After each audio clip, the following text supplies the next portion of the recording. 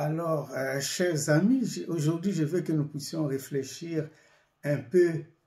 Je ne sais pas, je ne dirais pas que j'ai un sujet à développer, mais j'ai une question, j'ai des questionnements en fait, concernant l'enfer, le ciel, le salut, les religions. Je me pose la question, quoi. Alors, quand on voit le nombre d'habitants du monde entier, hein, nous tous qui habitons la planète Terre, nous faisons 7 milliards 800 millions quelque chose d'habitants.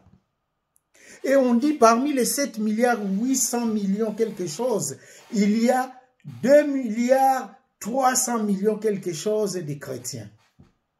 Et parmi les chrétiens là, parmi les 200 milliards 300 millions de chrétiens, la moitié se réclame catholique. Et l'autre moitié, vous trouvez les protestants, les orthodoxes, les anglicans, les méthodistes, on dit que 2% des évangéliques, voilà, quelque chose pareil. Et s'il faut mettre ça au niveau des pourcentages, les chrétiens dans le monde, nous sommes plus ou moins 30%. Donc une minorité, hein. Et l'islam fait 1 milliard 900 millions quelque chose d'habitants, donc des musulmans. Et si on met aussi, on voit l'islam fait plus ou moins entre 25 et 30%. Ou entre 20 comme ça et 30% des, disons, s'il faut mettre au niveau des pourcentages. D'où la question. Les chrétiens ne sont que plus ou moins 30%. Et les 70% autres, seront-ils sauvés, oui ou non? Ça, c'est une bonne question qu'on se pose. Parce qu'il n'y a que 30% des chrétiens. Les 70% qui, soit ils n'ont pas connu Jésus dans leur vie, ils n'ont pas rencontré des missionnaires dans leur vie, soit ils connaissent Jésus comme prophète, soit ils n'ont jamais rien entendu de Jésus.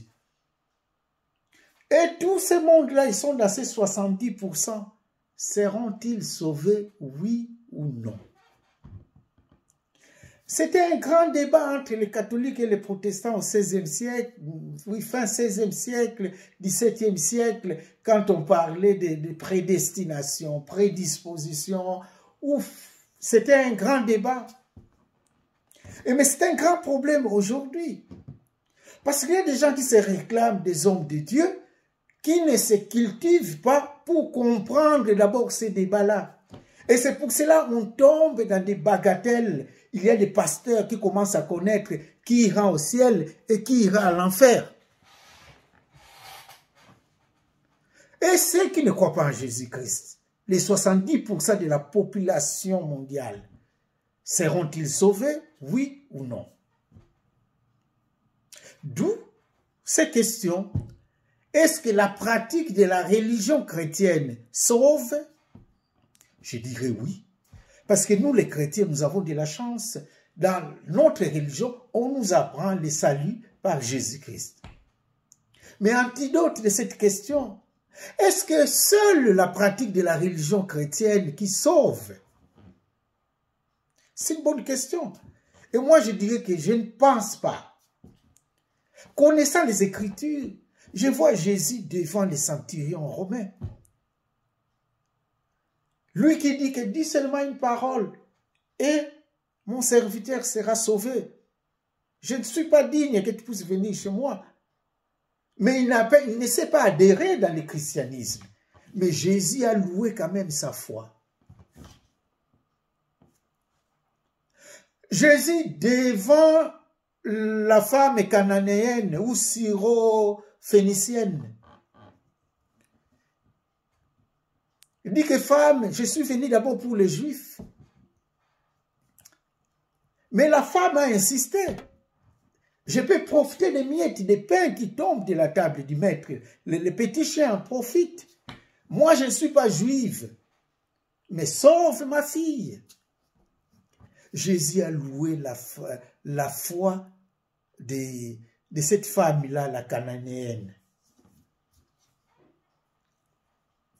Les bons larrons à la croix. Ce soir même, tu seras avec moi au paradis. Mais les bons larrons, à ce qu'on sache, n'avaient vraiment pas professé la foi chrétienne comme telle. Mais il était sauvé. D'où la question, une autre question. Est-ce que c'est seul Dieu qui sauve? Oui. Pour nous chrétiens, c'est seul Dieu qui sauve à travers son Fils Jésus-Christ. Est-ce que adhérer dans une confession chrétienne ou dans un rite chrétien seulement qui sauve? Point d'interrogation. Parce que s'il faut accepter seulement quand tu adhères dans tel rite, tu es sauvé, ça c'est enfermer Dieu, lui qui est un Dieu universel, lui qui a sa bonté qui déborde. Là, on va l'enfermer dans une boîte qu'on appelle les religions. Et en l'enfermant dans une église, là, on limite la bonté de Dieu. Et ça pose question. C'est vrai que seul Dieu qui sauve.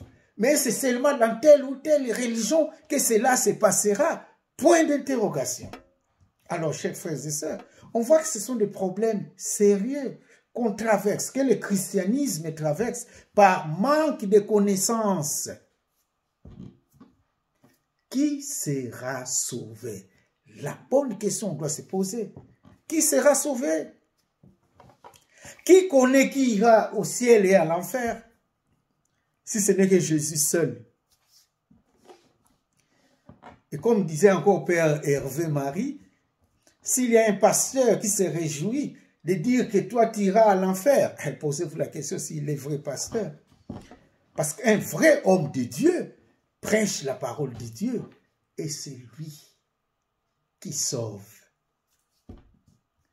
C'est ça d'ailleurs la parabole des semences. On sème, on sème, on sème, laisse-les pousser. À la fin, il va choisir. C'est ça. Dieu nous donne ce temps propice de la conversion. Alors, faisons attention. Seul Dieu qui sauve. N'enfermons pas Dieu dans les quatre murs de nos religions.